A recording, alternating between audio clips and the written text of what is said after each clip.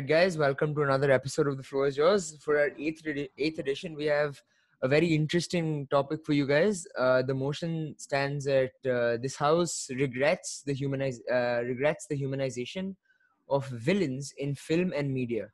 And proposing the motion are Achintya, Anik, and Gaurav for our proposition speakers, and opposition is Anik. Ave, Ranak, and Pradyum. So, with that in mind, our judges include myself as well as Ishan. Thank you for joining, Ishan. Ishan's also debated with us before and judged. And as for Achintya, Gaurav, and Anik, it is their first time here. Welcome to you guys. So, I think without further ado, we'll actually be starting with our first speaker, which is Achintya. So each speaker in this debate gets 4 minutes each. But for the first speaker, we will be splitting the time in order to give them a chance to rebut all the way at the very end. So Achintya, we'll be dividing your time. How would you like to divide your time? Would you repeat the topic for the benefit of the house? Yeah, the topic stands at this house regrets the humanization of villains in film and media. Okay. Right. So that in mind, Achintya, how would you like to divide your time? 3 plus 1 in that case. Right, 3 plus 1. Okay. So Achintya, your timer for 3 plus 1 is ready. Are you ready? Yes, sir. Well, then in that case, the floor is yours. Okay. So members, the house clearly regrets the humanization of villains in films and media. And I, as the first speaker of the proposition, clearly propose the motion. Now, to understand to define the emotion, villains are basically the comic characters in the fictional world, while the humanization part is basically giving them the human characteristics or traits so as to maybe understand why they turn to the evil side. Now, here I must clearly bring up the concept, the dividing line between the real world and the fictional world.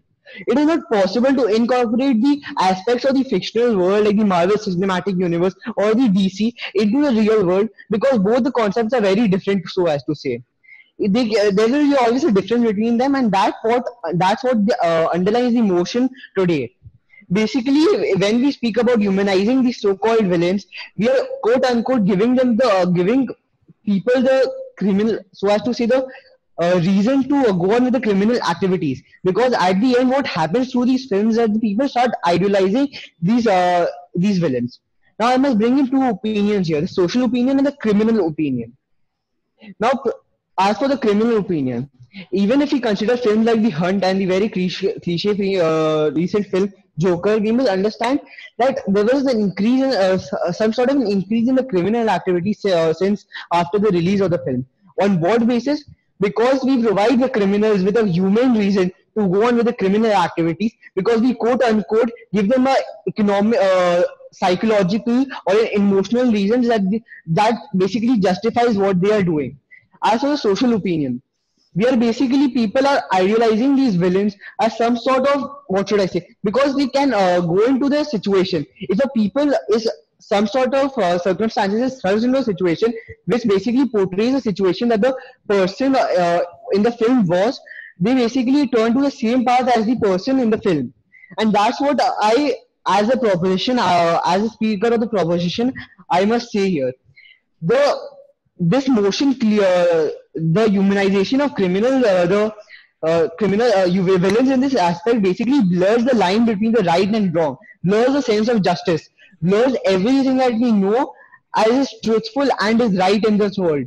Basically, we are just combining both of these concepts of right and wrong into a similar concept, which is impossible because they won't be in the future. In the society, when it is very necessary to demarcate what's right, what is classified as right, what is acceptable, what's good, and on the another sides what's unacceptable, what's bad for the society, what's detrimental. It's very necessary for that. And the films like Joker, the films like The Hunt, they basically serve the purpose of blurring these lines so as to provide the opinion that criminals also have a reason to the criminals also have a reason to go with the actions that they commit, and that's basically the point here, and what I have justified here. Thank you. Right. For the first 3 minutes of your speech, thank you, Achintya. He went on to justify the psychology behind and the empathy that should be portrayed behind each villain, and went on to justify his stance on the motion. Well, with that in mind, we'll now be looking forward to questions, and we will start with, I believe, Pradyum. Go ahead. So do you not think that movies like Joker outline the wrongs in society which lead to formation of villains rather than justifying the actions of Joker? Don't they basically outline what led to the formation of a villain such as Joker? And don't they condemn such actions against people which lead to don't they condemn certain actions which lead to people becoming villains and people leading movements of mass destruction rather than justifying them? So basically, I must say, when they do design these films, they don't keep it in mind that during the shooting of the film, we must condemn these actions. They basically portray the life and how those criminals turn to the dark side, and also I must make you realize that complexities of the human mind, of the human psychology. The more purpose that these films serve rather than condemning these action is more of idealization purpose, where people who do not have the understanding of right and wrong, so as to say, may find themselves in the future in such a situation at which the film portrays, and therefore turn to the way that the film turns. Right. So thank you for that, Achintya. I think this speech allows time for one more question. So we'll take one from Ave and then move on. Yeah. Okay. Thank you for. Is he? Did he leave the meeting? No. All right. Yeah. So thank you for your speech. My question to you is that do you genuinely? Yeah, I accidentally turned off my video. Sorry. My question to you is that do you genuinely believe that in the real world, criminals do not have a reason behind their action, such as poor socioeconomic background, pressure from having from living in a particular neighborhood where crime is the only way out of poverty, things like that? Do you not believe that in the real world there are actually reasons behind criminal activity? So firstly, I must state to you that the films here serve as a motivating factor for the reasons, and at the end of the day, no one can clarify these reasons as the particular thing for not providing, for serving justice. Those criminals at the end of the day have committed a criminal act, and justice must be served accordingly. So there are other solutions to deal with the crisis rather than just turning to the criminal way. This cannot be justified. These reasons such as socioeconomic problems cannot be justified as the perfect stance for a criminal to turn for a person to turn to the criminal ways. All right, I'll just address that in my speech then. Right, fair enough. Thank you, Ave, and thank you, Achintya, for your speech and the question answers. We'll be reverting back to you all the way at the very end for the last minute of your speech. So, that in mind, we'll now be moving on forward with our next speaker, who is the first speaker of the opposition, which is represented by Aveb, as a matter of fact. So, Aveb, you wanted your chance to refute. You have. Yeah, I'll take 2 plus 2.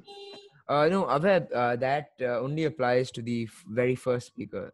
No, last time it applied to both the Oh, leads. right. Yes. Apologies. It is for both speakers of the first speaker of the proposition and the opposition. So what you 2 and 2? Yes. Right. So Aveb, you have your time. Your first 2 minutes. You may begin. Thank you. Ladies and gentlemen, I reject the idea that people watch the Joker and think, okay, this means that crime is all right.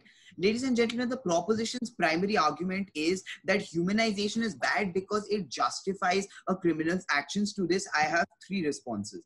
Number 1, Humanization is an explanation of the psyche of a criminal, and it's an explanation of the reason behind their actions, but not a justification of them. Here we need to make a clear demarcation between an explanation and a justification. Number two, simply trying to make the audience understand that there is a reason behind the actions of a villain isn't saying that the reason is good enough to justify the action, or isn't saying that the action is acceptable. Simply explaining why a criminal does something doesn't mean that you're justifying what the criminal is doing, doesn't mean that you're saying, okay, it's all right for the criminal to behave in that way. My third response is that it is important to show that people who do wrong things typically have some reason for it. Why? Three reasons. Number one, it reaffirms faith in the basic humanity of the general population, because in the real world, people don't commit crimes just because they can. People don't commit crimes because they think they're morally justified to do so. People commit crimes because they don't have any other choice, because they're pushed into some sort of socio-economic they're in a socio-economic background where there isn't enough social mobility. They don't have any way of getting jobs. They don't have proper education. They have systemic discrimination. There are 500 different reasons why someone might become a criminal. Obviously, not everyone becomes a criminal due to these reasons. Some people do have other issues, but overall and in general, most people carry out criminal activity because of certain underlying reasons, and it is important for society to humanize them and understand that they are people too. Secondly, it raises and spreads awareness for a lot of social issues which are prevalent today, such as systemic discrimination, such as low social mobility. Wrap up. And yes, I'll wrap up with my third response, that that when we understand that criminals need to be humanized, it will reduce the dehumanization of people in the real world. Because today criminals are dehumanized, they're treated like animals or lesser beings, and this pushes them to commit more crimes because they're not considered as equal to people who commit crimes. Yeah, I'll wrap up with that. Thank you. Right. Thank you. Thank you for that, Ave. Ave made a very strong refutation of the previous speech, as well as built up on his own constructives. And with that in mind, we'll now be taking questions on Ave's speech. Is there anyone with a question? Right. Anik, you may go ahead. So firstly, sir, in his speech, you mentioned that most people are forced into crime because of some socioeconomic reason, some sort of pressure. But what about that small category of people who commit crimes because of their false ideologies? All right. How would this rule apply to them? Understood. So what you need to understand is that in the real world, the majority of people who commit crimes are doing so because they have no other options. They don't have social mobility. They don't have a decent socio-economic background. They don't have a means to put food on their table. They don't have jobs. They don't have educational training to get a job. And what happens when you dehumanize those people is that they're treated badly by the entire population. They're treated as some sort of lesser being. They're treated like animals, and they're treated like they're some sort of plague on this earth, ironically enough. So it's not okay to treat so many people in this way. Yeah, Suryansha, yeah, I see you smiling. Yeah. So it's not okay to treat so many people in this way when there's actual reason behind their actions, and they don't have any other options, right? Obviously, there are always going to be exceptions. There are always going to be outliers, but you can't treat the majority or the overwhelming majority badly simply because some minority is bad. I have a clarification to make. Yeah, Ishan. If that's fine. Yeah. Okay. Just a clarification. It's not a question. I want your views on this. You tell me if I'm right or wrong. You say that, okay, it's not, crimes don't occur because of the humanization of villains. Crimes rather occur because of things outside that sphere. It occurs because of a different, because of a bad social cultural background, a bad socio-economic background, which pushes them. So you weigh the burden of proof of this house by saying that, okay, that movies or, humanizing villains actually does not lead to crimes. It is something totally different that leads to crime in, majority of the crimes in today's society. Did that how you weigh out your arguments, or just justify your stance? I didn't really get what you're trying to clarify. The topic today inherently deals with villains being humanized, right? But your speech was more like in a huge way focused on how social issues lead to crimes. there, humanization of villains don't lead to crimes. So how can you justify, like, is that Yeah, what all your right. So aim I, was? I Is that understood what what your you're goal of, trying to is that what the clarify. goal of your speech? Another major point which I made in my speech was that when you humanize criminals and you understand that, hey, there's some sort of reason behind what they're doing, you actually get that understanding of why they're doing these actions, and then you come ahead, you raise awareness about the social issues that push them down this avenue, and thereby you gain support to work against these social issues, right? If there is no awareness, about people in general today think that criminals are criminal because they have a criminal mindset, because they're bad people, but that really isn't it. And humanization of criminals is one good way of showing that, hey, these people aren't all bad people. They're just pushed to do these things because that's the way they've grown up, that's the way they've seen everyone around them, and that's the only thing that they can do because they don't have any other options. Right. People That understand that, they understood. go ahead, they get more Yeah, I support. think Ishan got that. I mean, so with that, I think I too have a question for Aveb. As opposed to Ishan, he wanted to ask you about humanization as a term. I want to ask you about the aspect of film and media. So, seeing as when it comes to regretting it being shown on film and media, it would inherently imply that it shouldn't be shown. Correct? So, my question to you is simple. You, as a member of the opposition, do you think that not being able to show the perspective of how the villain came to becoming the villain or the criminal, when it would essentially just be censoring the creativity of the director, because humanizing the villain is how the director would want to execute his film, and if that is being stripped from him, the creativity factor is also being affected. So how would you justify how would you defend such a part? Well, I think what you're trying to say is actually on my side of the debate. I'm Sure. saying Yeah. that I'm not can you mute that? Yes, please mute. Yeah. I'm not saying that directors' creativity should be stripped from them. I'm not saying that they should be stopped from showing the humanization of criminals. I'm saying if they want to go ahead, I'm fully in support of that. I Right. think the question was supposed to be to the other side of the No, house. no, I wanted to, I wanted to, because that was a portion of your speech that you didn't really address, which is why I wanted to attack that part. Yeah, of course. I mean, I only had 2 minutes. I didn't want to address everything. Right. Fair enough. With that, thank you, Ava. And thank you to the rest of the speakers. We'll now be moving forward with the Okay, next. just a second, Suryansh. Yes. Just like we promised, we would be, clarifying what the house should be talking on, right? We would be clearing up the clutter.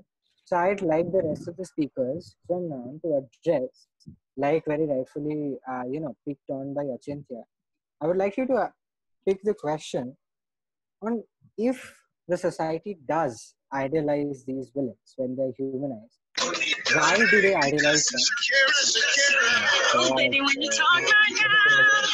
I think there is some interruption. Yeah, Ishan, so carry on. I would like the other speakers to, pick on the question that if villains are humanized and if the society idealizes them, why do they idealize them? And secondly, what do they idealize? Do they idealize the person or do they idealize their traits? Right? Because there are two different things. That's something I'd like the other speakers to address in their speeches. Yeah, so we can go Can on. I clarify something? Yeah, sure, go ahead. Yeah, just like Asintya, I also get 3 + 1 minutes, or do I get 4 minutes? No, no, no. No, no, That's four, only four. applies to the first pair of speakers because they don't really get a chance to refute at the end, right?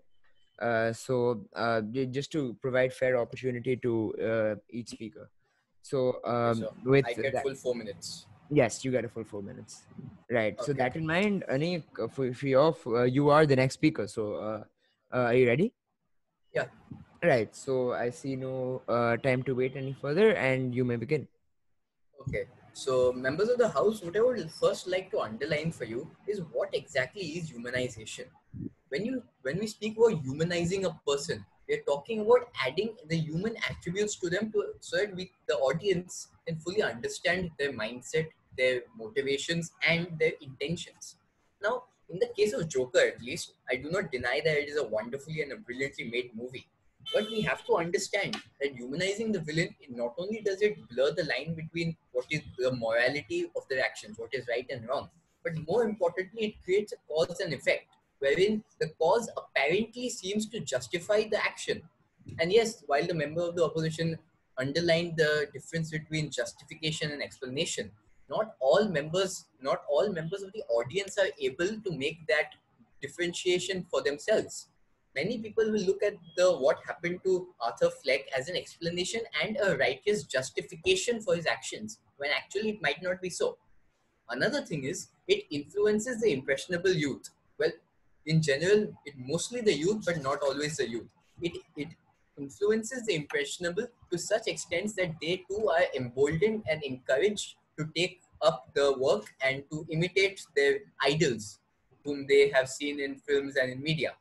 Let me give you two examples. Firstly, there was a shooting that occurred at a movie theater where during a premiere of The Dark Knight Rises, which basically imitated a lot of Heath Ledger's Joker and his actions from the previous installment, which is The Dark Knight. Now, obviously, no filmmaker makes a movie while planning that their characters will influence real life events. No filmmaker actually encourages such extremist events and such lawlessness and crime. But we have to understand that there are people who are influenced by this, and it is a wrong influence, no doubt about it. Another thing is obviously the attempted assassination of then United States President Ronald Reagan, which was inspired by the movie Taxi Driver starring Robert De Niro.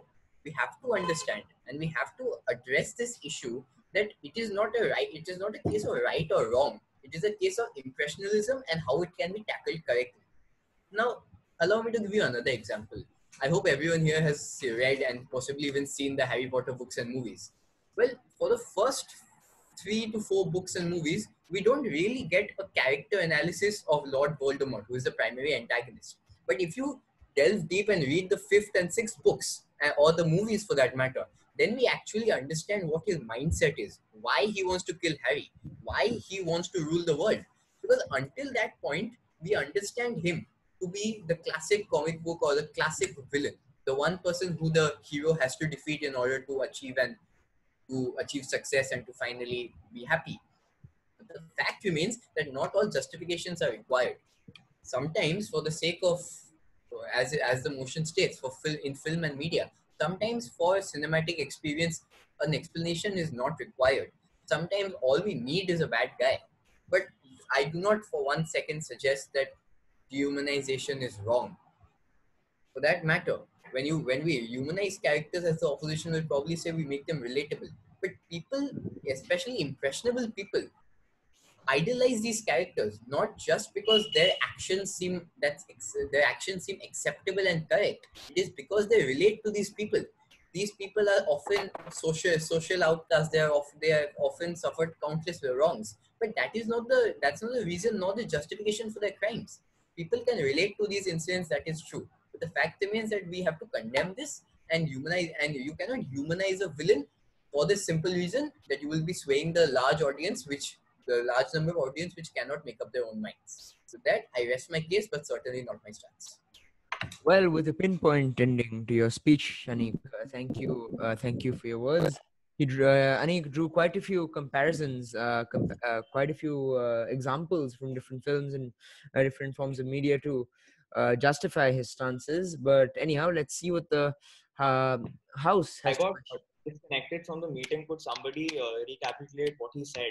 Like the basic crux of That's what he said really in the tough. second part of the right. speech. So he If I may, right. Yeah. Just so try to do it. I firstly spoke about what is humanization and how it correlates to villains.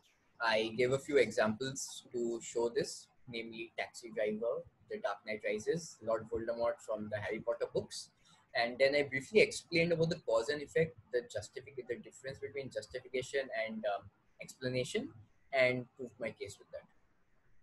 Right. So that in mind, we would now look forward for any amount of questions from the floor. I have a question. Right. I think we'll take Ishan. Pradyum, you have a question. Right. Go ahead.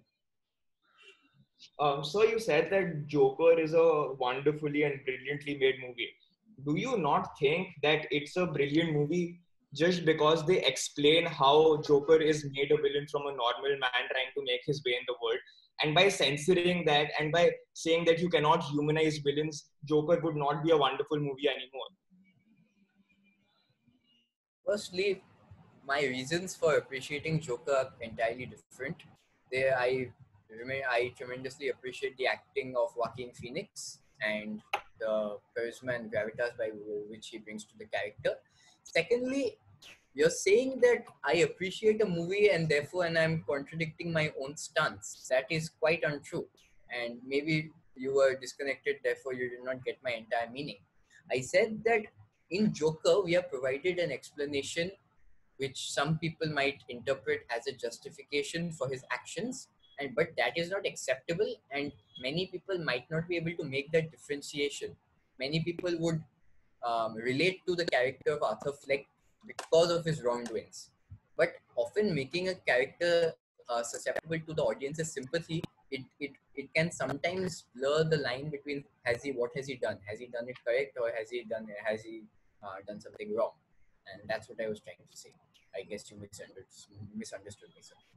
Right. That in mind, I think we would have time for one more question if necessary. Okay.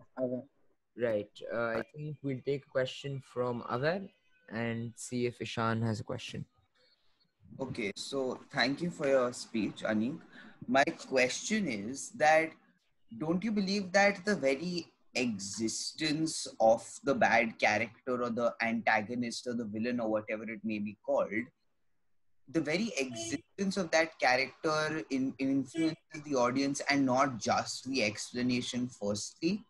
And secondly, the fact that these antagonists and villains are necessary to exist in all sorts of art and literature, do you not believe that not having this sort of humanization, not having this sort of explanation, not having such characters existing will inevitably take away from the very nature or the very basis of that art or that literature?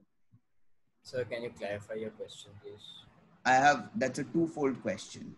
Yes, can you Right. just clarify Can it, you, please? right, how about this, Avar? Can you precipitate your question a bit? Start with the first half, let him answer it. Okay, And so then my first half is, do you not believe that the very existence of the character who is a social outcast, who might be hated by a lot of people, who has a lot of issues, that character, the very existence of that character, who's typically termed as the villain or the antagonist, is influential or creates an impression or influences the audience rather than just the explanation behind it? Firstly, it is also about the writing and the way the characters portrayed on the screen or on the stage or in the book. It's not just about their motivation. It's not primarily their motivations or their intentions. It is also about their actions, and that is what is more influential than their mindset. Could you just repeat the last part of your answer, the last Yeah, bit? I would say that the actions of a person are more influential to most people than their mindset, because that's the action that stays with the audience. So then, if you No. yeah, Avar, yeah. So my second half of my question is that if if the very existence of that villain is more influential than the villain's mindset, then why censor or stop the humanization of the villain rather than the very existence of that character? So we are not here discussing whether or not we should censor the humanization. We are debating over whether or not it should happen or not. We are not talking about censoring or even blocking directors or their artistic Might I rights. rephrase my question? Yes, please. Yeah. So then, do you regret the very existence of those characters since you believe them to be more their actions to be more influential than the justification behind their actions? So more often than not, what we see is that audience, especially impressionable audience, are susceptible to the actions of the villain, and more often than not, they do not rationally dissociate themselves from the mindset of the villain. In examples as I have shown to you, the attempted assassination of Ronald Reagan, the shootout at the theater which was displaying the movie. These are all examples of cases in which the audience has been unable to dissociate themselves and has been unable to rationally overcome the implications of the consequences of the actions that they were going to undertake. Should I go ahead with my Right. speech? We have time, so I think My you can question. go ahead. Yes, Ishan, go ahead. Right. Thank you for your speech, Anik. Tell me something. Since you mentioned the Joker, Sorry, I can't hear you. am I audible? Yes, yeah, no. So, since you mentioned the Joker, you mentioned these kind of films. See, these kind of films have a very, very strong message. A very strong message for a social change. Like for Joker, the message was break down privilege. Okay, that's why the show was shot, right? For maybe Avengers Endgame, it was break down overpopulation. Very strong, very, very strong message behind these movies. So tell me something, Anik, since you are a member of the proposition, right? You're a member of the proposition and you talked about these things. Do you feel that even after having such a bold and strong social message or a social change, do you feel the way the actions of the villain is portrayed is justified considering the fact that they will definitely influence a part of the society or a part or change the mindset of the society? So Do you feel that this portrayal is justified?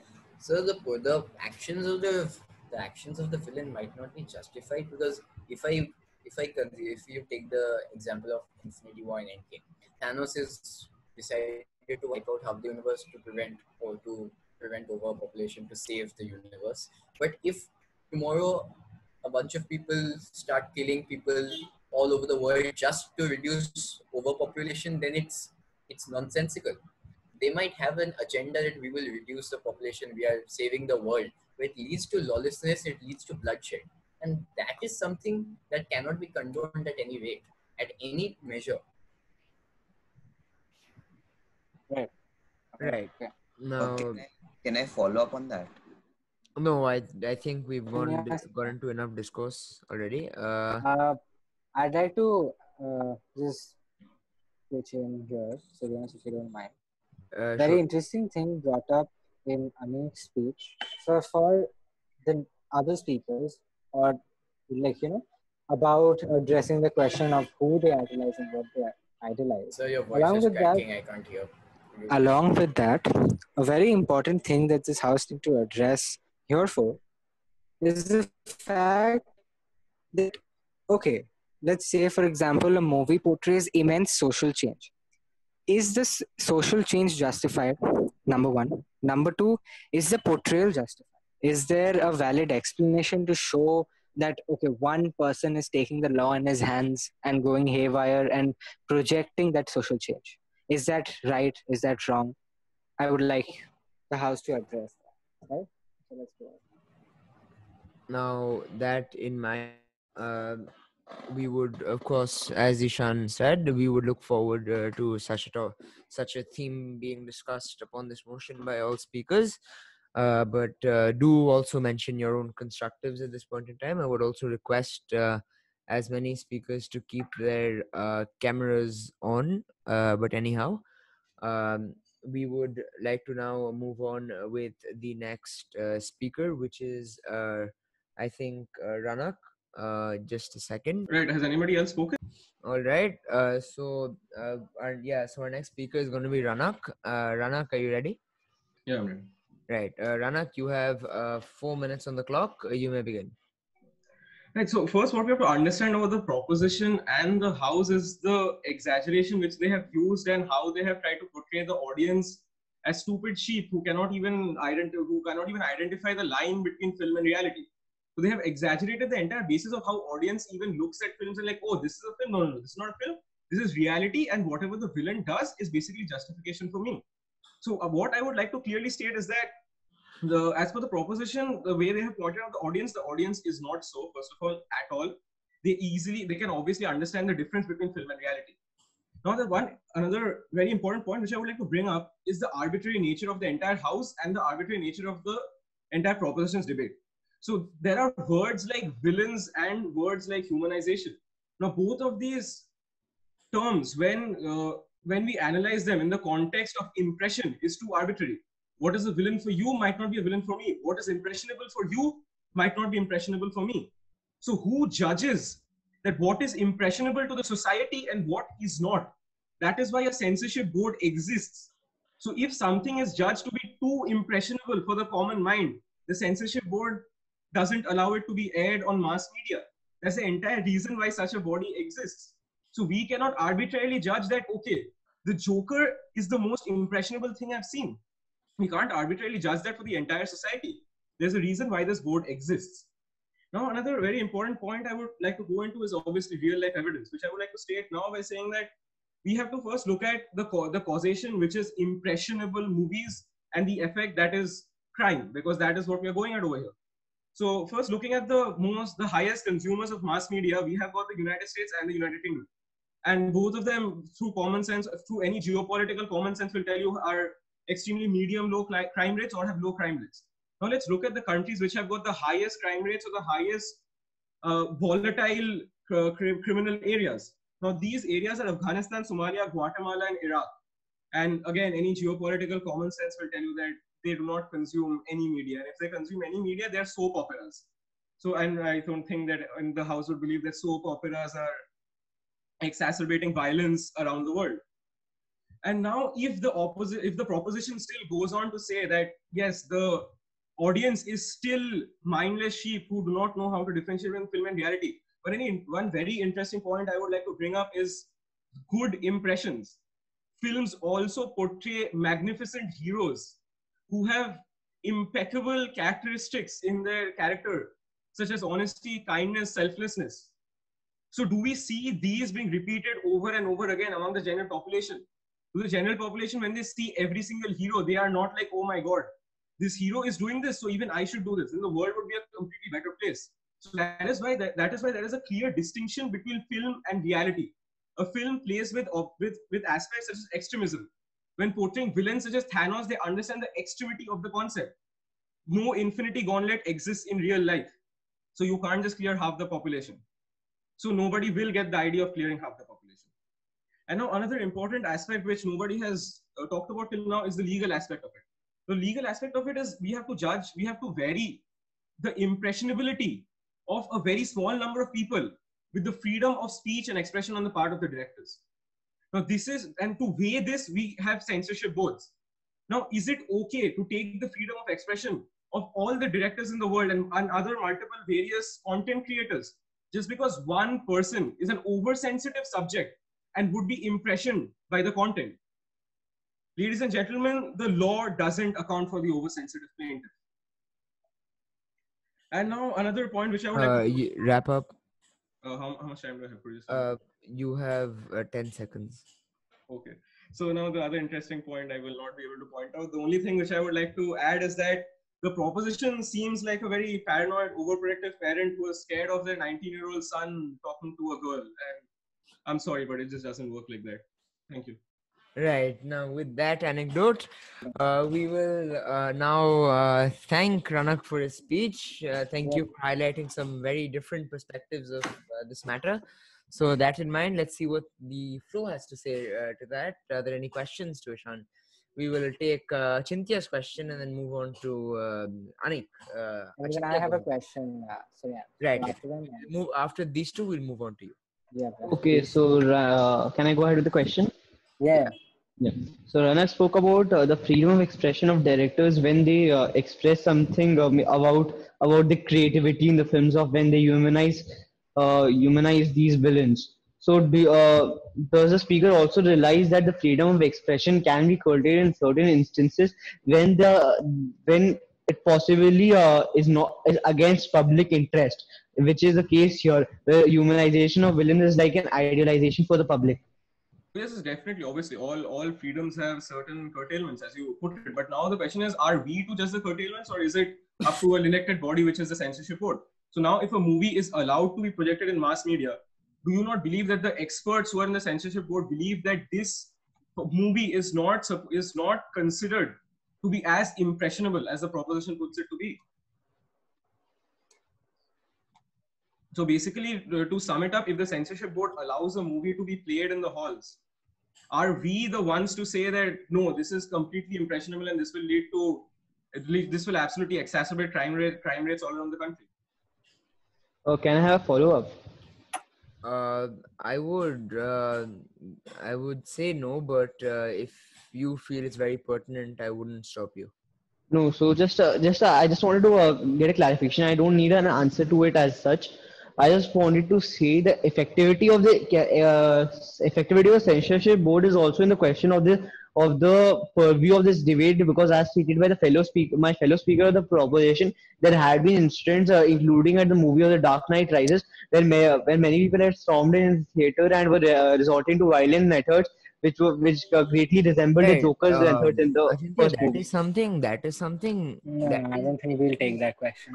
that is not exactly a question, because that's more of a counter argument. So Yeah, No, sir. I said so that it's just a clarification. I don't yeah, need to yeah, require an that answer is to it. yeah, that's fine. Ajantya, Okay, we can move on to the next question. I would remind you that you also have another minute remaining, right? So you can Okay, bring sir. up these counter arguments then, because Anik, Thank you, sir. this is your 1 minute is ideally dedicated towards refuting such things. So you may use that as you Okay, can I go with my question? right. You may. Okay. So, sir, in your speech, you referred to how censorship boards have been set up just so as to censor sensitive content and make them available for the audience. Now, Sorry, first, I couldn't hear you. you spoke about how censorship boards have been set up and how they censor the content that they deem too violent or too impressionable for the Yes. general audience.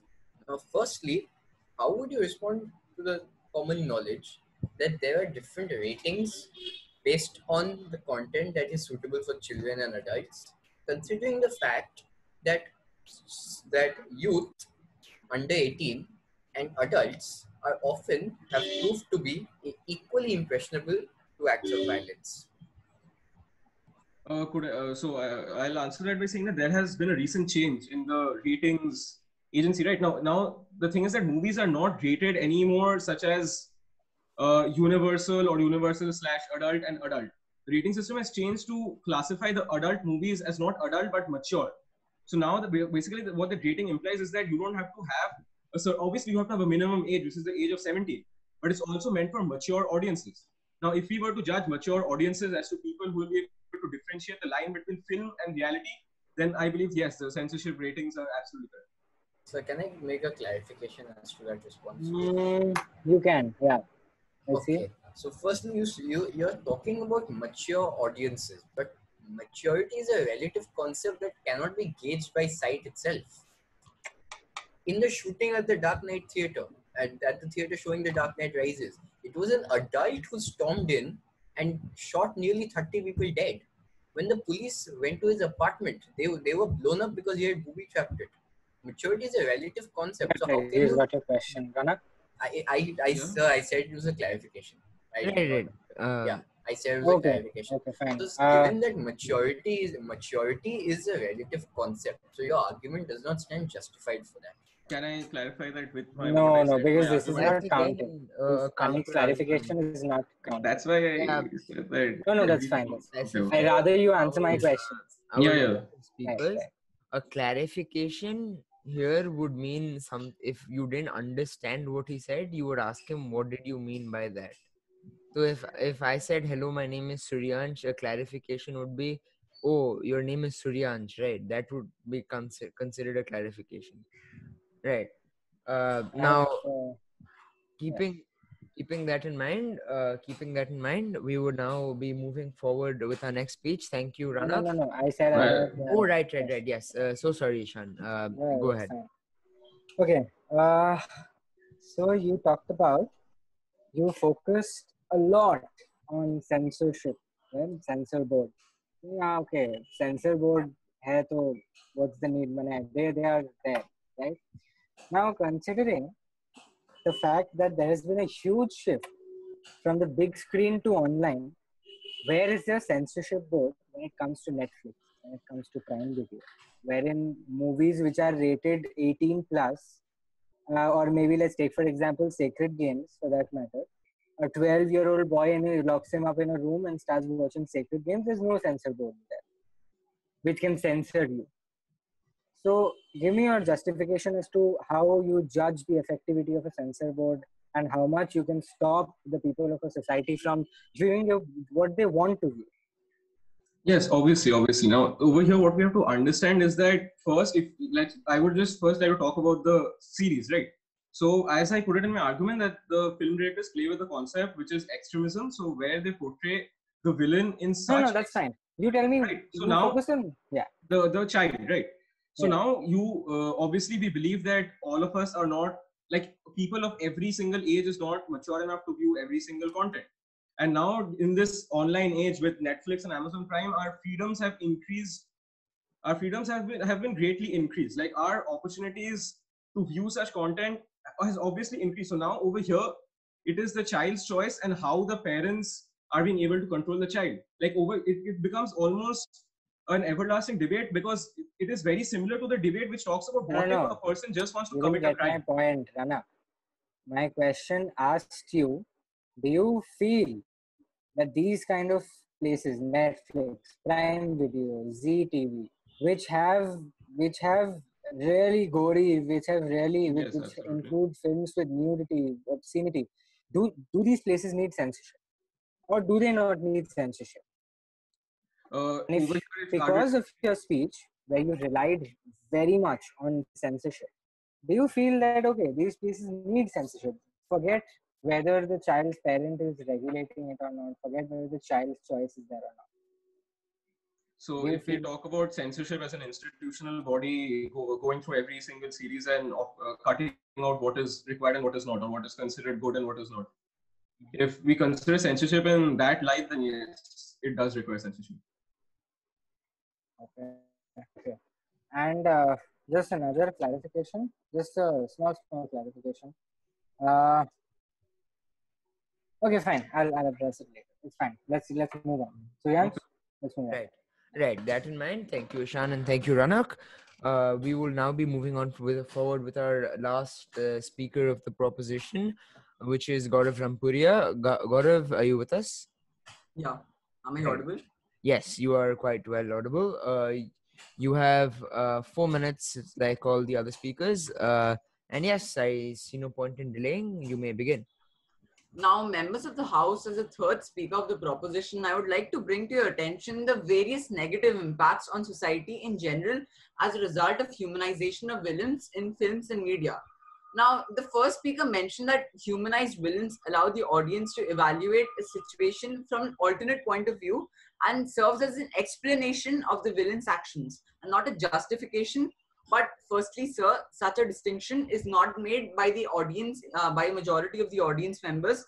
People look at the actions of these villains and focus on how they can get justifications for doing such actions on their own, and they do not focus on why these actions should be condemned by them. They just get inspired by these actions without understanding its negative consequences. Now, exposure to such humanized villains in films and other forms of media has led to people starting to justify their wrong actions. Let us take an example from the movie Joker itself. Joker murdered a lot of people. Let's do a quick head count, even though counting heads may not be the best idea since many people maybe missed from that. But anyway, he killed his mother, the three guys on the train, Murray Franklin. Indirectly, he was indirectly responsible for the guy who was shot during the clown gathering on the train, and even Randall. that 7 people he killed directly or indirectly, and 4 of those deaths he held a gun and pulled the trigger at them, directly killing them with the gun. His actions may have been explained, but they were no less wrong and cannot be justified. But that's not what the people have understood. People have started idealizing his actions and not the explained and not understood the explanation of his actions. Such actions have also had a detrimental impact on the minds of the impressionable audience, with there being an increase in teenage violence. The impressionable youth does not understand the repercussions of following the ideology of such villains and how such actions can be harmful for them. Now, the initial screenings of Joker also had the reviewers concerned about the movie's potential to inspire terrorists, such as incels and other white supremacy groups. These terrorists may provide all sorts of explanations to their actions, but at the end of the day, what they're doing is wrong. Therefore, making evil characters relatable to the audience by humanizing them is also not the best idea, because trying to get the audience members to empathize with the villain is not going to be very good for us, because in the long run it is going to be detrimental for societal growth, because we are providing a cushion for justification for wrong actions by such people, and providing the audience with an incentive to support and admire these wrong actions. The second speaker also mentioned how the audience are not stupid sheep who will not be impressioned by such movies. But Sir John Hinckley Jr. on March 30th, 1981, attempted to assassinate the US President Ronald Reagan in Washington after being obsessed with the 1976 film Taxi Driver, in which the disturbed protagonist Travis Bickle plotted to assassinate a presidential candidate. So it is not that the audience members are not being impressioned by the humanization of such villains. There was actually an increase as I mentioned, there was an increase in teenage violence as a result of Joker. As I mentioned, John Hinckley Jr. Attempted to assassinate the US president, which just shows how such people are starting to become, how the audience members are being impressioned, are being inspired by the humanization of these villains, which is not going to be great for us, which is not going to be good for us in the long run. As a result of these aforementioned reasons, the decisions taken in the recent times regarding Wrap up, increased Gaurav. humanization of villains is regretted by the proposition as a whole. Thus, I rest my stance. Thus, I rest my case, but not my stance. Thank you. Right. A very passionate speech by Gaurav. Thank you for your bold statements. We would now be entertaining questions on Gaurav's speech. Pradyum, followed by Ranak. So you said that it is perceived that Joker symbolized acts of terrorism, and humanizing villains might There's a might be. clarification. Should I make a clarification? Yes, sir. Go ahead. So I never said that Joker symbolizes that there should be terrorism. I said that the terrorists are viewing Joker as a way, as an incentive by which they can justify their actions. Yes, sir. So your statement is that Joker might have inspired terrorism, or has the potential for inspiring terrorism. But as we have seen in certain movies, like let's say Avengers Civil War, Captain America Civil War, and V for Vendetta, there are protagonists who want to carry out their message by violence. In Civil War, the Avengers blew up a city, and in V for Vendetta, V, the main character, the protagonist, wants to blow up Parliament. So shouldn't we condemn such heroes who want to wage on violence too? Shouldn't we condemn them too? If we are condemning the humanization of villains who inspire terrorism. So, firstly, it depends upon the actions and how these actions are inspiring the people. Let us say if the actions of such protagonists are inspiring to the people to such an extent, wherein the people are adopting measures that are going to be harmful, they're not understanding the repercussions of these of the steps they're about to take, but they're just getting inspired by these measures, and they're following these measures. In that case, such actions should be condemned, because we do not want to inspire people to keep doing the wrong things. That's what I mean. Just a follow up, Fortnite or Uh, clarification. we have Yes or Ranak. no? No, I I mean, mean, no. I I mean, mean, Pradyum, we have Ranak's question as well as your Small speech. clarification. Like the Clarification or question? yeah, small clarification. Yes or no? Clarification. Okay. okay. So are you Yeah. saying that villains might inspire people more than heroes do? So you said that it is being perceived in that way, and people might carry out their acts in accordance with what the villain did. So are you saying that villains inspire people more than heroes do? Should I clarify it properly? Um, Yeah. a yes Like, or no would work actually. I think a yes or no would work here. No. Yeah, and I think Ishan and I would understand the yep. justification behind it, so that's Yeah. okay. I completely. I mean, judging by your speech, I think we understand what you would say, so it's okay. But yes, thank you, Pradyum, and thank you, Gaurav. Ranak, your question. Right. You guys can hear me, right?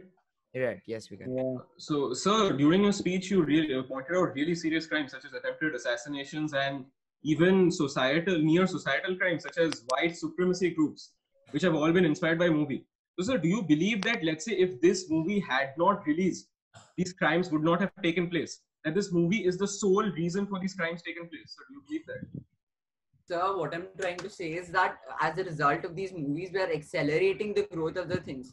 It's not that if these movies were not there, the crimes would have continued. But when we are introducing movies to accelerate the growth of these things, what's the use of it?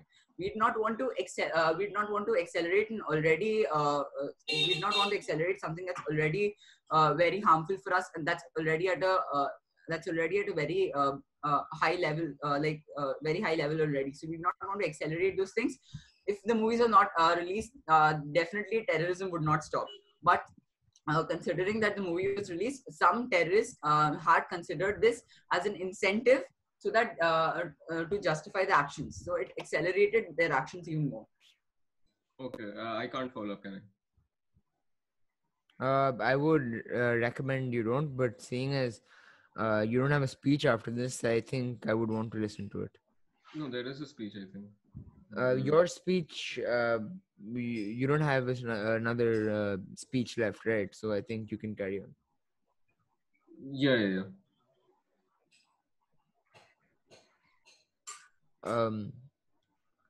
I think Ranak is having some internet issues, but anyhow, with that in mind, we will wait and we will actually carry forward with the final speech and wait till if Ranak returns, we can address his question again. So keeping that in mind, our final speaker or our final speaker of the opposition, represented by Pradyum, is he ready? Pradyum? Yep, I'm ready. All right. Oh, I think Ranak is back too. So, Ranak. Yeah, I'm so sorry. I don't know. You can hear me, right? I don't know how I just got disconnected. Right. Yeah. So, sir, you said that all of these movies, right, that they accelerate all of these crimes. That is what you have said. So we can agree that something already exists before this movie has taken place, certain socioeconomic circumstances. So, sir, could these people with these socioeconomic circumstances who already have previous justification for a crime, sir, could these people be seen as oversensitive audience or oversensitive audiences in regard to this film? So it depends upon the perspective of the audience. If they pursue if they watch the film in order to get more justifications on why they're performing certain actions, then we cannot call audience oversensitive. The audience members are just being influenced by the actions that the villains or that the actors in the film are taking, and that is why they're being influenced by such actions. We cannot make statements as if they're oversensitive. Right. So keeping that in mind. Okay. Okay. Yeah. All right. I'm happy with the answer. Man, thank you, Ranak. Thank you, Ranak, and thank you, Gaurav, for your speech too. So, yeah, like I said, we will now move on to Pradyum. Pradyum, you have 4 minutes on the clock. The floor is yours. So I would like to start out by pointing out two things, right? So we are all born the same, except maybe the quality of the hospital or home you're born in, how you were groomed, how you were treated while growing up, or how you treated at the place you're employed. So villains are essentially humans, and by not humanizing them, you're basically going against the law of nature. um, then the second point, you can't overcome addressing the problem, addressing what Ishan said about social problems being addressed in movies which humanize villains. You can't overcome something just by condemning it. Today, you can't overcome robbery by just saying robbery is wrong. You have to tackle poverty because that's the root cause of robbery. When you tackle poverty, robbery goes down. That's true. So basically, if you just say that no, this is wrong, it won't solve the problem, right? You have to look at what is causing the problems, because that's how villains are made. There is always a cause behind a villain being made. When you tackle that problem, the execution of wrong acts simply goes down. Today, the proposition has based its arguments on the assumption that when movies humanize villains, people start idolizing the villains. And one very illogical, I think there is a very big fallacy in the proposition's argument when they say that humanizing villains essentially makes them heroes in the eyes of the audience. So that's not true. So when you humanize a villain, you're not saying that what the villain did is right. You're never saying that. Joker or Avengers Infinity War or Endgame, they don't say that they don't say that Arthur Fleck or Thanos is right in what they're doing. They just express problems. They just address problems because of which Thanos or Arthur Fleck might be doing something they're doing. Everybody has a problem with the execution. Everybody has a problem with murder. Everybody has a problem with mass genocide. Here, we are just addressing the social problem, what the movies are doing by humanizing villains. They're not making them heroes. They're just telling the audience that there was a cause behind what the villain is doing. And yes, the execution is wrong. That's why we should look to alternatives. To the Joker, there is always Batman. To Thanos, there are always the Avengers. Thus, by humanizing villains, we are certainly not idolizing them, or we are certainly not characterizing them as heroes.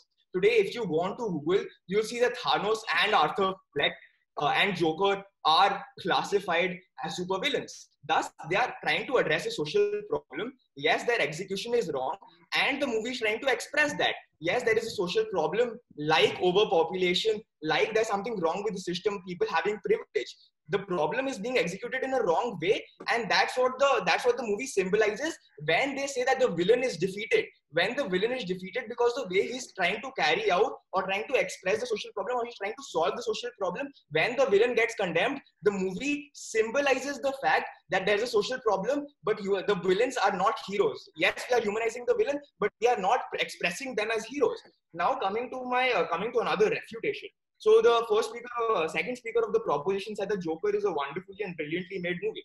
Now let's talk about not letting the directors humanize the villains. When you're not letting the director humanize a villain, you're basically hampering, or you're telling the director not to express quality in his movie. Because today it is known that Joker is characterized as such a great movie. Why Arthur Fleck's Joker is so celebrated? It is because it's a low budget character sketch. It is because they are going in deep to explain what made the villain. They understand that they're never justifying the actions of the villain. They're just saying that he's trying to solve a problem, but his execution is wrong. That's why we have Batman. We have Batman to oppose him because his execution is wrong. So the problem they're trying to address is certainly an inherent problem, wrap up. but the execution. So I would just like to say that movies humanizing villains do not make them heroes. They just explain the cause behind the execution, and they certainly classify the execution as wrong. That is why we have superheroes. That is why we have heroes.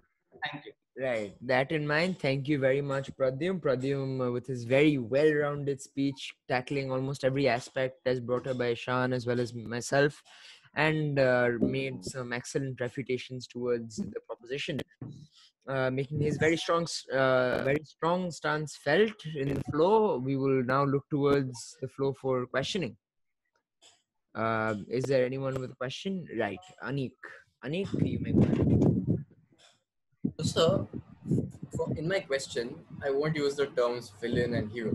Okay, I'll just say that the protagonist, the main character of the story, and the antagonist, the character who is the obstruction or the opponent to the protagonist. Anyway, so Joker is a story wherein Arthur Fleck is a protagonist who initially starts out as someone who's a good guy, someone you relate to, but eventually he makes bad decisions and commits crimes which he should not. How would you tackle this? So, all right. So what Joker tries to express, mainly everybody in the proposition has conceded to the fact that Joker tries to explore the certain problems faced by Arthur Fleck and many people alike. Today, we all know that what Arthur Fleck made, the decisions he made is wrong. Today, the whole house here knows that what Joker did to carry out to express his problems is wrong. You have conceded to the fact that what Joker did was wrong. Today, the whole audience here knows that what Joker did was wrong. So we have to rely on the moral compass of everybody who's watching the movie to understand the fact that just humanizing a villain doesn't make us justify his actions, right?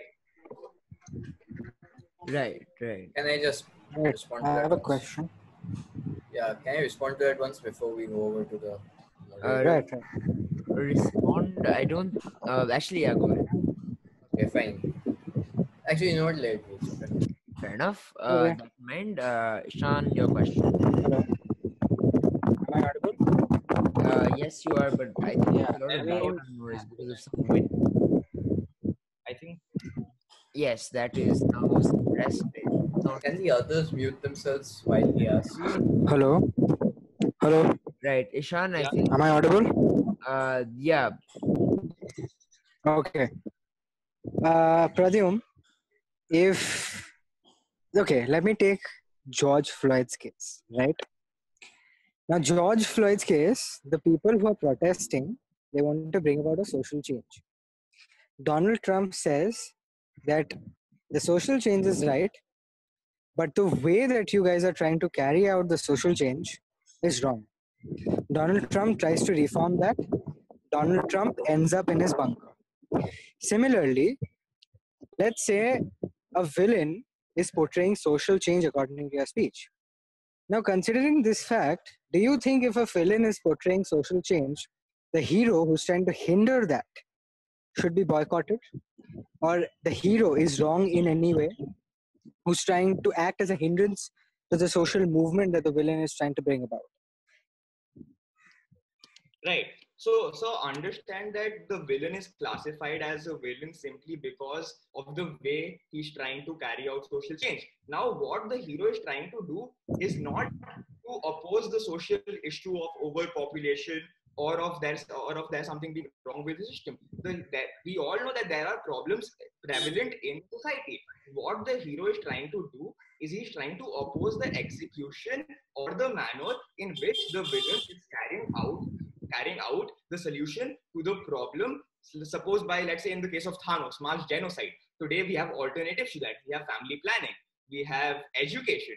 If what the hero is trying to do is when the execution becomes violent, we have to focus on the execution. We de-escalate the execution, and then we come back to that. Then we come back to the base of the problem, and then we provide alternative solutions. So the hero is trying to hinder the way the villain is trying to carry out his actions through violence or through mass genocide, but he's never contradicting the fact that there is overpopulation or there is Okay, something wrong with the system. right. Pradyum, just another clarification. Uh, After you say this, just tell me something that basically, do you feel okay? Fine, I agree to the fact that okay, heroes just try to reform the way, but don't you feel that what is right or what is wrong is really arbitrary to a person who is in the position of a hero and to a position of a villain? Because see, as we had a previous panel where we talked about whether what these people in USA are doing is right or wrong, wherein most of the people said change comes about only when there is violence, only when there is uprising, otherwise it doesn't happen, right? And on the other hand, the police thinks no, change can come up in a different way. So when that's the case, when the people feel that okay, privilege needs to be broken down, using violence, or privilege used to be broken down via movies or via an antagonist. Do you feel that okay, there should be arbitrary definitions of what is right and wrong, or do you feel that okay, what the hero is doing is justified?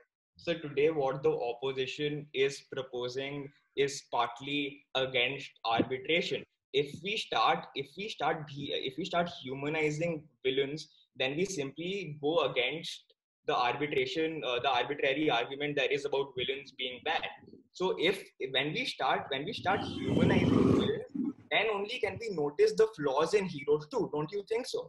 Because villains are also there is an arbitrary opinion that villains are bad today. If we look at villains, what villains do as a certain outcome of a problem in society, we can tackle it on the protagonist side too, right?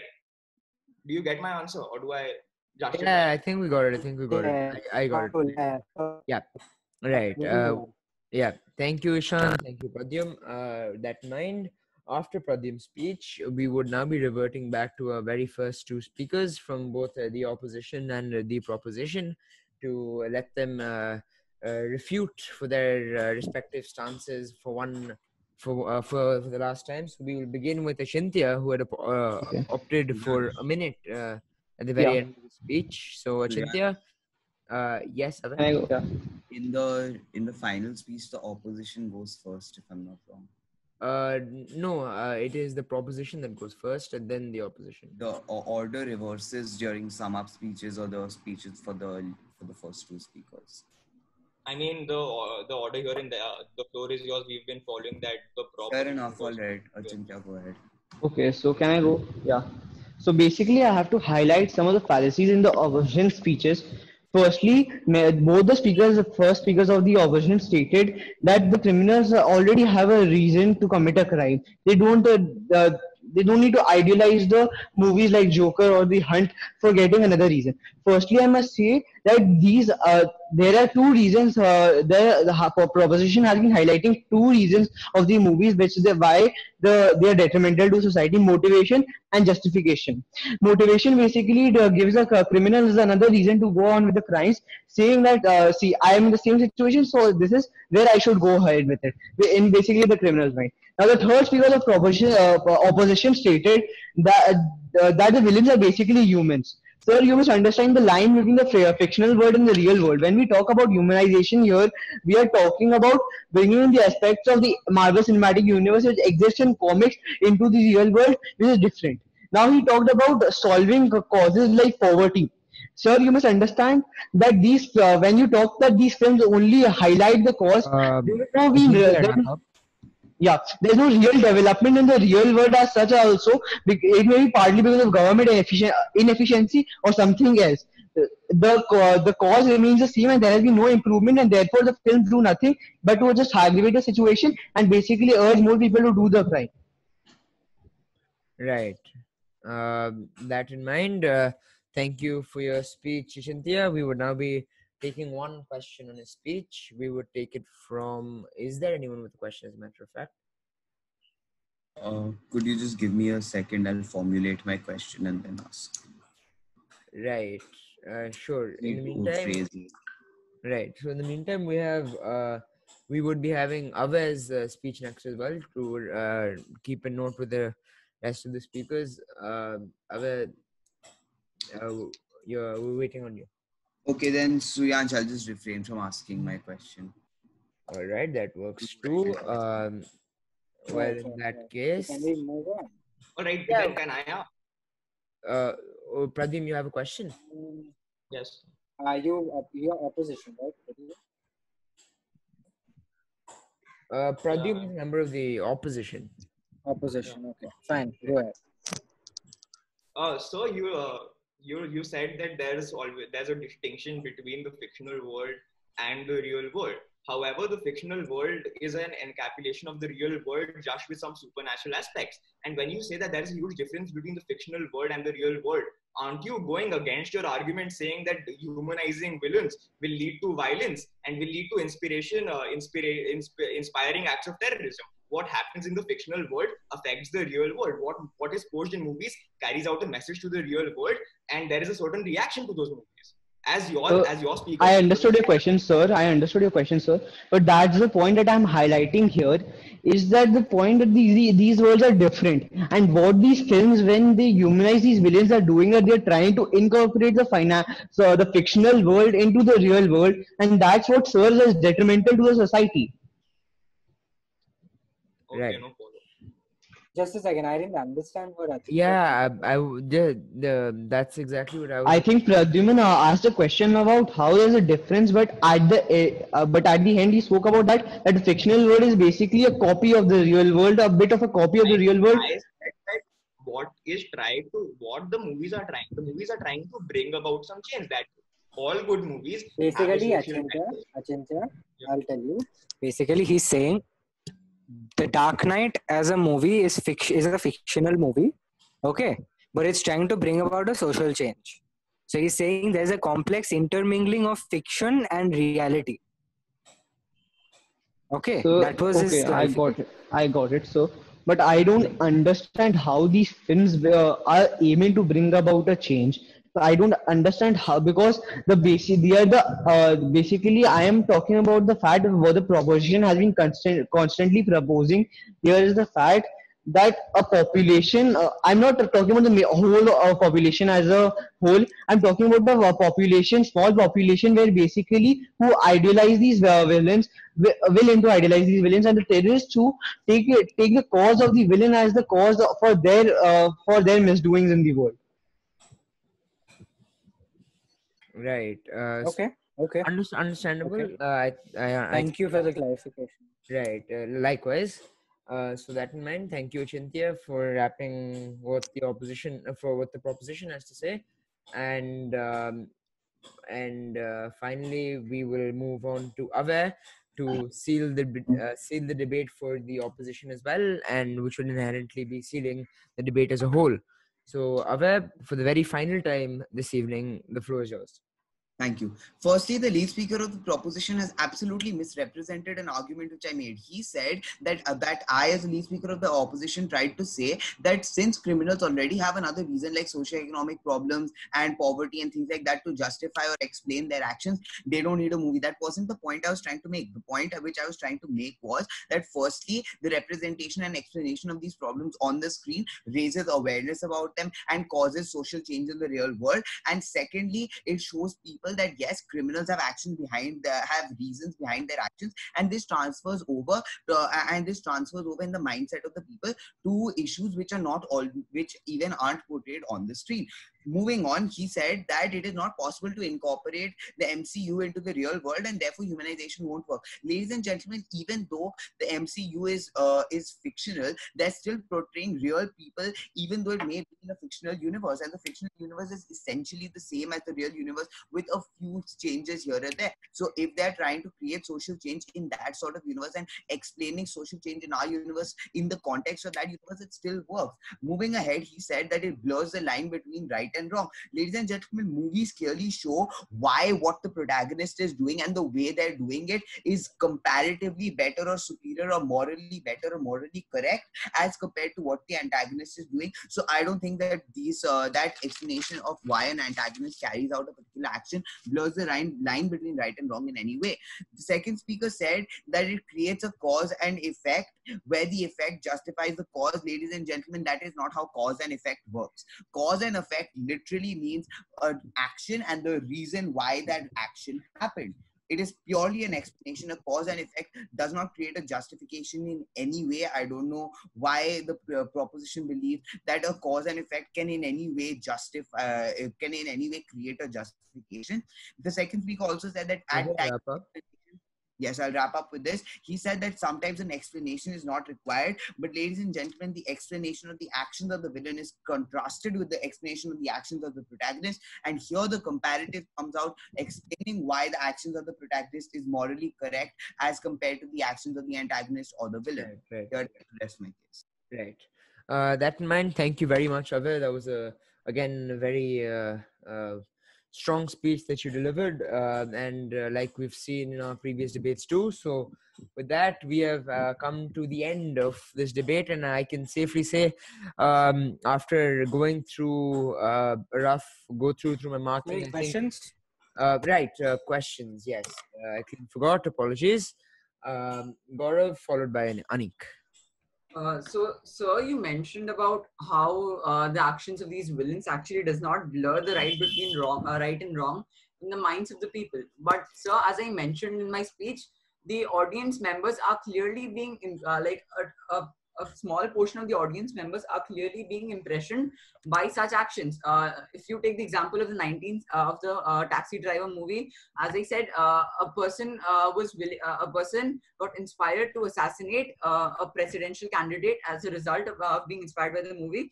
If you take an example of Joker, there was an increase in teenage violence as a result because the teenagers because the teenagers looked at the actions of Joker and how it would serve as an excuse to justify their own actions, and they did not look at why these actions are actually wrong.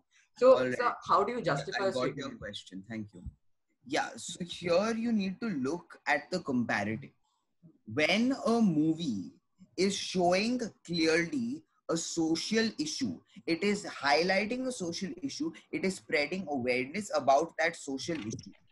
If one small group of people misinterpret what the movie is saying, if one small group of people misinterpret what the movie is showing, that okay, the protagonist's actions are morally correct as compared to the actions of the antagonist, if some people misinterpret that and still believe that what the antagonist is doing is correct, then you can't just stop an explanation of what the antagonist is doing in the first place, because then you're missing out on spreading that message to the entire vast majority, to that 99% of the people who don't look at that movie and say, okay, now I'm going to go to a movie theater and carry out these inane actions, right?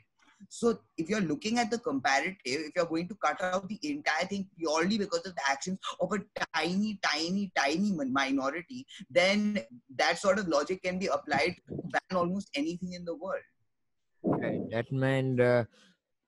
Thank you, Ave, and thank you, Gaurav, for the question and the answer. We would now be, again, finally, correctly speaking, wrapping up the debate with our next question. Yes, yes. I was afraid you were going to say wrap up the debate and Don't forgetting worry, it. don't worry. He was just like, maybe, But Yeah. won't happen don't twice. forget Okay. me. Yeah. Okay. Anyway, we've mentioned in the course of today's debate many movies, many media which have inspired people to. You're inaudible. Could you please be a little louder? In the course of today's debate, we've there have been multiple movies, multiple media which have been mentioned, right? But let me draw your attention to another movie series, The Matrix, which takes place in and which the entire movie is based on an illusion. I'm not sure, I've not watched it, but the thing is that many people committed crimes of murder or robbery, and then their legal defense in court was, Your Honor, I'm sorry, this guy has lost his mind. He thought he was doing something else. In such a scenario where movies are used by people as a deliberate excuse, how would you justify your stance? Sir, firstly, a movie cannot be used as a legal defense for committing any So, sort of crime. if I might clarify, it, the Yes, term please. the this is called a matrix defense. It is a legal term used. Understood. All right. So to that, I have two responses. Firstly, the proposition is just cherry picking a few examples, because obviously there are always going to be exceptions to the norm. And the vast majority, 99% of the people who watch movies don't get this sort of impression. And secondly, whatever matrix defense you're referring to, and when people don't know what sort of actions they're carrying out, that is a legal defense, because that is the definition, or that there are legal defenses when people don't know what they're doing. There are legal defenses for insanity and other mental health issues, right? I'm not sure what you're trying to get at with regard to that. Right. Thank you. Yeah, thank you. We got what both of you had to say. Both of you had to say, and I think we can wrap this debate, right? Right. Yes. That in mind. Suryansh, I'll send you the scores. Yes, Right? we'll have to tabulate. Send me the total. Could Anik just clarify what exactly the matrix defense is? I really didn't understand. Well, after that clarification of After Okay, this is outside the debate again. I Yeah, think. that's fine. What are you? Okay, so in there's been a lot of controversy about this, as I found out on the net.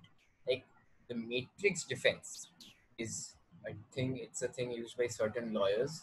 It's similar to the insanity plea. However, it's largely debated and it's a subject of controversy because not all people actually believe that these people were Yeah, not knowing so their okay, actions. yeah, I just It, looked at the it on insan yeah, Wikipedia. I yeah, I've understood it. So yeah. like the So again, the insanity plea has a medical explanation for it, but the matrix defense, as it has come to be, was that people are in an illusion where they think they're doing something else, but they actually end up doing something else. yeah, but that's again, as I said, I think my point still stands. That's just a variation of the insanity plea. And the insanity plea is a well-established legal maxim in almost all legal systems. And that's simply an extension of that insanity plea. It is it is something that has been brought up as an excuse that is a predetermined excuse even before the case comes to court. That's what my that's what I meant. So, by that logic, you can say that even insanity is a predetermined excuse, and people pretend to be insane, or people pretend to do these sorts of things under that legal maxim. I mean, that can be applied to anything. That can be applied also to the insanity plea, right? But that doesn't take away from the necessity of the insanity plea in the legal system. Right. I think with that, that's a very productive end to our debate. I think should I can. I add certain things to the, or maybe Suryansh, if you would like to reflect. Yeah, I think I'll go first and say that I think of the past, I think this was the eighth debate we've had so far, and I think by a decent margin, this was probably the most head-to-head, very competitive debate that we've had on the floor just so far. So I think kudos to all our speakers for that. um, I think I think Ishan and I both had a very tough time considering the way the marking kept wavering on and on and on. So you gave us a tough time, but I think we've come together and come to a very a justifiable decision. But I think we have still a few more results to tabulate. So in the meantime, Ishan, how about you share your thoughts? I think Right. before that, actually, just a second. So sorry. There was one thing I did notice that most of you didn't bring up. So the motion's wording was referred to film and media, right? So I was there were a few things that I really wanted to be brought up here. So that firstly, in terms of the examples of the film, a very easily a very good example that both sides could have debated was the movie Shawshank Redemption, because firstly breaking out of prison, that's illegal, right? But no one really realized why Leonardo DiCaprio was put into prison in the first place, right? So all of that together, how the witnesses were suppressed and all of that put together, I think that would have made for a very good example that could have been argued by both sides. And about the part of media, so most of you spoke about movies, and I think what you could have really brought up is about the news, right? Because certain like there are blogs, there are Twitter pages that said, this person is did this, so and this is why I think it's justified, or this is why he explained his actions. So I think those would have been uh, quite a few arguments that you could have well strung together in your thing. But anyhow, but the even though you didn't stress on this as much as I thought you could have, the areas which you did stress on were some areas that I really found impressive, like when Ranak stressed on the geopolitical areas of how it's impactful. I think that was a very unique point to get into, and it's quite relevant in today's time. So, but anyhow, that's enough from my side. Over to Ishan. Right. So, as opposed to Suryansh, what he said about about the media, I personally feel you cannot tag a particular person a villain or a hero when it comes to media, because an antagonist and a protagonist can only be portrayed in a stable manner through a film. In real life, you cannot say, okay, this guy is an antagonist, this guy is a protagonist because of ideologies, because of anything for that stuff, or for that matter. Now, coming to certain things which I really liked in today's debate. First of all, amazing speeches given by all of you. Amazing speeches given by all of you. We had a really tough time judging who the best was. But yeah, I mean, one question which you guys could have addressed better, since it was, picked on by Achintya again, who to idolize and what to idolize, why to idolize. I like to pick on the holy trinity of Indian cinema, that is Ritik Ghotok, Satyajit Ray, and Minal Sen, wherein the period in which they were making movies like The Interview, you see clearly that what they're trying to portray is the Nakshal Bari for that matter, right? Those kind of movies back then, the movies were not meant for entertainment. Those movies were meant for social change. Those movies were made to break down privilege in the society wherein privilege was prevalent. We hadn't really broken the colonial past from our country, right? So those kind of movies were the movies which you guys could have picked to make your case for both the proposition and the opposition, where you guys could have said, okay, see, if we were to talk about humanization of villains, right? Why regret when it's a movement? Why regret when it's a protest, right? Secondly, a very interesting thing which I found in Ranak's speech, Ranak talked about exaggeration, wherein it is really exaggerated, and it's thought of that, okay, the film is a reality, which is a complete misconception, as very rightly pointed out by Ranak. Where I felt Ranak could have done better was basically the censorship board. I felt it was you made a weak case, you left a weak spot over there. You would have made it a very watertight speech. Where you could have, I mean, you talked about censorship, very good, but you mentioned certain terms like who are we to judge when the censor board has not restricted a film, right? The censor board does not know the social prejudices of all the citizens of India. Always keep this in mind, right? When the censor board first came, the censor board actually changed the ending of the movie Sholay, wherein they didn't want to portray Amitabh Bachchan as killing the villain. They wanted to portray that Amitabh Bachchan gave the villain over to the police, right? Because they didn't want the protagonist to take the law in his hands, right? So censor board, it varies in its decision. So censor board can never be the ultimate Bible or ultimate sacrosanct of a country, right? Censor board cannot do that. Another thing I thought the proposition would bring about is Netflix, Prime Video, these kind of things, right? Wherein there is no censor. Where is what will you talk about? Wherein children are getting, 14-year-olds, 15-year-olds are watching movies which is actually influencing them. Right. And I think if we are talking outside the purview of the debate, that is what is happening. And moreover, it was a weak point to make, but it was a point which could have been built on something Pradyum mentioned. I mean, look at movies like Godfather, okay, or look at TV series like Peaky Blinders. Who would you call the protagonist, right? This debate was judging the morality of a film, right? Whether it is right, whether it is wrong, whether the villain is doing right, wrong, whatever. Who will you say is the antagonist or the protagonist in movies like Godfather or in series like Thomas Shelby, wherein we are dealing with gangs? What both the villain and the protagonist is doing is a wrong thing. Okay, both of them are trying to bring about social change or any kind of movement in their own context, right? So that's something that was really it.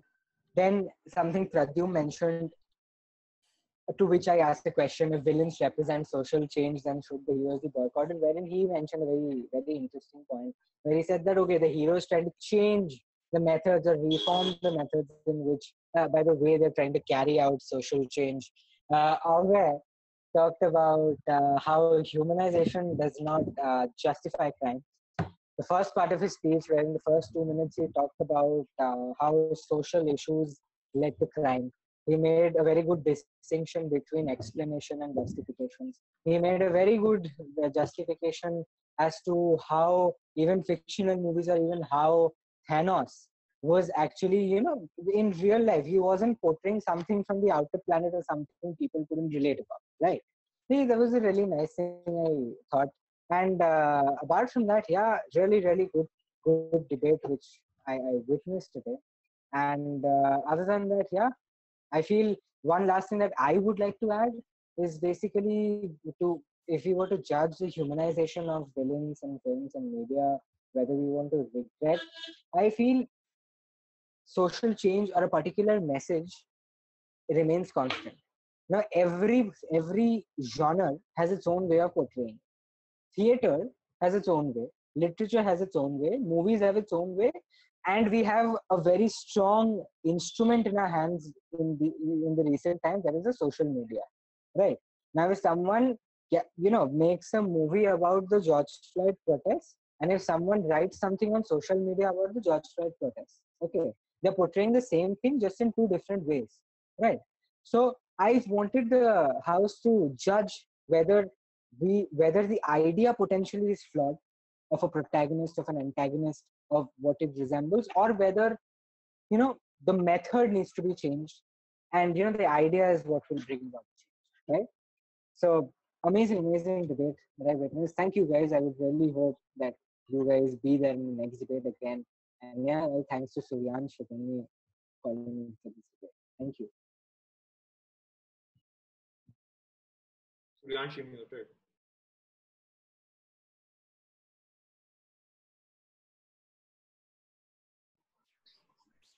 You're on mute, Suryansh. Right. Apologies. Thank you, Ishan. Thank you for those kind words. I think Ishan, can you send me? There were a few more marks that we are yet to send. Can you just send them to me? I just have to tabulate those.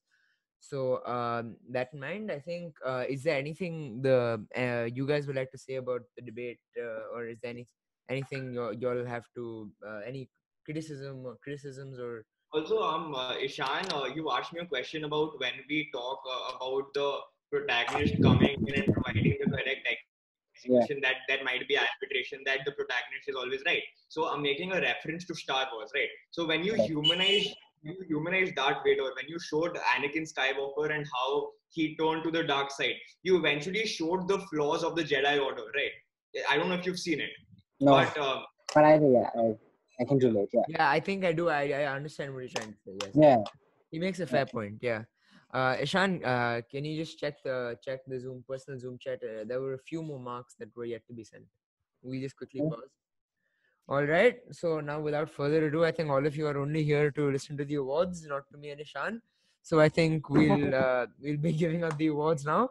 So I think after tabulating Ishan and myself's marks, we marked over 30 marks of 10 for content, 5 for logic, 5 for question and answers, and 5 for your style, wit, and just your manner of speaking, so to speak.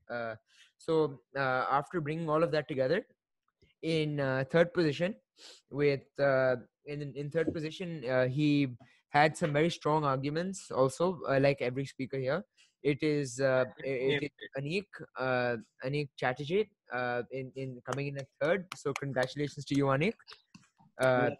You had a very strong speech, Anik. You had some very good questions and very good defenses. I mean, till you spoke, you had, I think, the strongest speech. But I think after maybe Gaurav and Ave and Pradyum, I think, and the rest of them, yeah, I feel, Yeah, I think the only thing that Casually separated you reviewing from the first 10 people who seconds. may be above you is the very simple fact that these three were those three were they had a bit more in terms of their wit and their style of speaking as compared. But however, I believe in terms of your content, you were on point. You were on point. It was wavering a lot between speeches, so there's nothing to really be down about. So with that in mind, we'll move up to the second positions. The reason why I said the three above him is because there is a tie in second place. They both had, as a matter of fact, the very same points, except for one had 1 point less here and another had one more point there. So keeping that in mind, in second position, it is a tie between Abhay Tulsian, and joining him in second place is Gaurav Rampuria. So Congratulations to both of you. But to add yeah, on to that, Abhay, I think the first 2 minutes it was a great speech. But what really got you the marks, what really picked you up from, I mean, a fourth or a fifth, was your number one questioning, and second, the second half of your speech, yeah. the last 2 minutes. I mean, yeah, Yeah, absolutely you're lovely. because by the end of it, your speech was a very big difference maker on our mark sheet, especially on mine. I would think because I received the totals from Ishan. So and I think first place doesn't have any more guesses because it is, as a matter of fact, someone who had wit. He had some excellent questions. He had a very strong speech. He tied all of his arguments together, making his logic indisputable. I wanted to ask him a question, but I couldn't because he covered that too. So I think without further ado, to wrap up this debate, in first position we have Pradyum Nahata.